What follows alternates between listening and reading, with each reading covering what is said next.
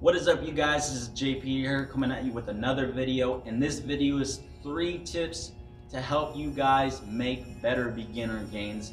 You may have seen this topic floating around a lot lately, or just in general, something along the lines of, things I wish I knew when I started lifting. This is my take on that. I think that this topic can really benefit a lot of people when they hear different viewpoints, because the 3 things that, or whatever, how many things I wish I knew as a beginner is going to be different from what someone else wishes they knew, because we all may have caught on to other things better or weren't as good on other things.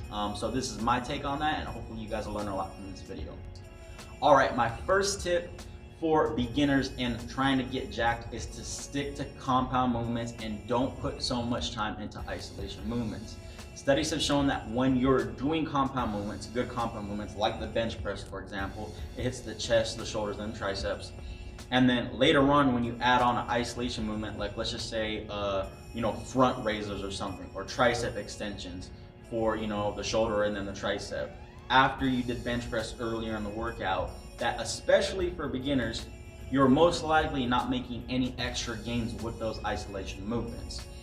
Now, some studies have shown little gains, and as you become more of an advanced athlete, those isolation movements now become necessary to kind of eke out those, more gains and to kind of fine tune your physique. But as a beginner, you're probably wasting your time, and then on top of that, because you're just doing more damage to your muscles and you're not making any more gains, you're probably making your recovery a little bit harder. You're making it a little bit worse. You're making it harder to recover for yourself by just stacking kind of unnecessary volume on top of these other muscle groups.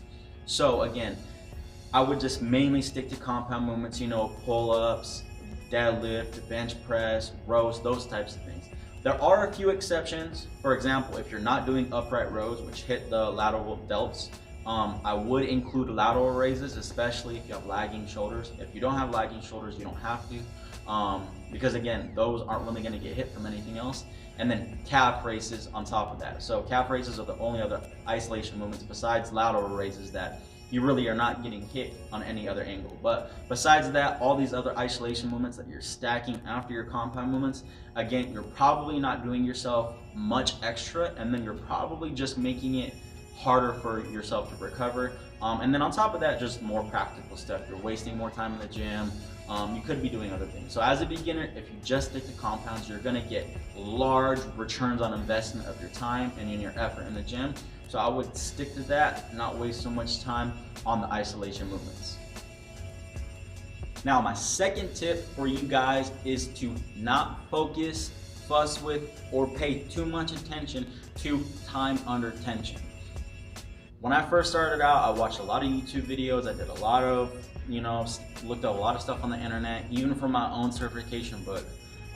It talked about high time under tension, super slow eccentrics. Some people even go slow on the concentric portion. They mess with time under tension so much that it almost becomes watered down for your regular sets. You're kind of missing the point.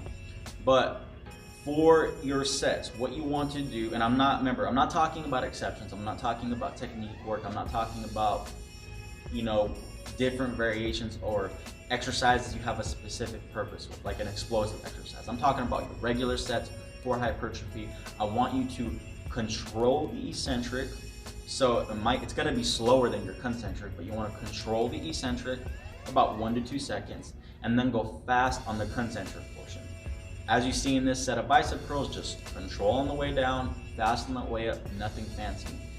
What happens and what people start getting diluted is when you start messing with the tempo too much. You start going super slow on the way down, super slow on the way up. Inadvertently, you have to lower the load. Think about it. If you have 2 versions of yourself, one doing a controlled eccentric and a fast concentric, and one going really slow on the way down, really slow on the way up, this version of yourself is going to be able to use a heavier load. They're not under as much time under tension. They're just not, their muscles aren't working for it as long. But again, you have to understand is the amount of weight that you're holding actually matters. People just, for some reason, it feels like somewhere along the line of all this, people forget that the weight that you're using actually matters. It's not just about time under tension. So again, you have to understand is that This factors into lots of things. It factors obviously to intensity, because when you go heavier weight, you're higher intensity. It factors into volume, because you have to understand it's not just the higher weight. You know, many studies have shown that when you go too light of a load, you have to get closer to failure to kind of make up for the fact that you're using a light load, which you have to do with extreme time under tension. You have to go with a really light load. But the thing is, consistently training to failure is not good for recovery, which means you recover more poorly. So all in all, don't fuss too much with time under tension. I think I've already done a video on this. I'll probably do another video on it again. Just control the eccentric, go fast on the concentric, don't go too slow, don't go too fast. It's as simple as that. So my last tip for you guys for beginners, and again, this is for beginners. Some of you may come across this video and be like, I know that, but this is when I still see with beginners. Sometimes I don't think I do, and then I hear someone say something about this, is to hit your muscle groups more than once per week. I would say hit every muscle group 2 to 3 times per week. Stop hitting chest once per week. Stop hitting legs once per week. Stop hitting back once per week. You should be hitting muscle groups 2 to 3 times per week. Now that's assuming that you want to maximize gains. I say that because some of you may hear me say legs and you might cry, you might scream, you might instantly throw your phone because you just don't like doing legs. But if you want to get jacked legs, or if you want to get jacked any body part, doing it 1 time a week has clearly been shown to be inferior, even when volume is matched, versus splitting that volume up over 2 to 3 days. Now, 2 to 3 days has been shown to be equal, but again, that's, you know, tomato, just however it fits into your schedule. Let me give you an example. Bench press, we'll take bench press again. You're doing bench press, you know, once per week, and you're doing 10 sets.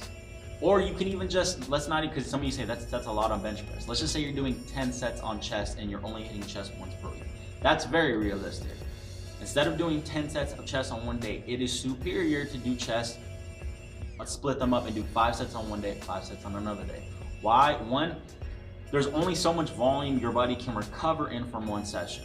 Where that is, we really don't know. It's probably individualistic, but we really don't know. But we know that there is a cap on that, and I'd very pretty much surely argue that, you know, you are much better to recover from 5 sets than you are 10 sets.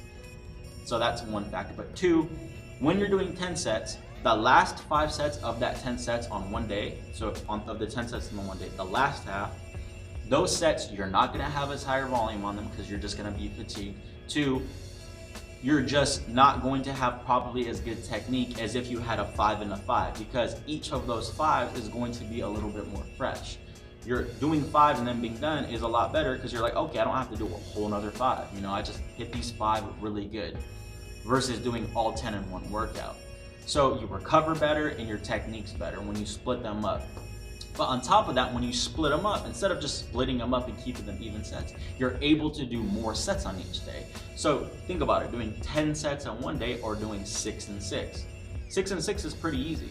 And on top of that, you're getting extra 2 sets for the week for volume. So that's another benefit. So again, if you want to maximize a specific muscle group, I'm sure you want to maximize all of them, including legs. You want to hit every single muscle group twice per week, 3 times per week, depending on what your schedule is like. Whatever split, I'm not even gonna get into splits. I did videos on that. I'm just saying, don't do them once per week. Do them more than once per week. All right, you guys, I really hope you enjoyed these 3 tips.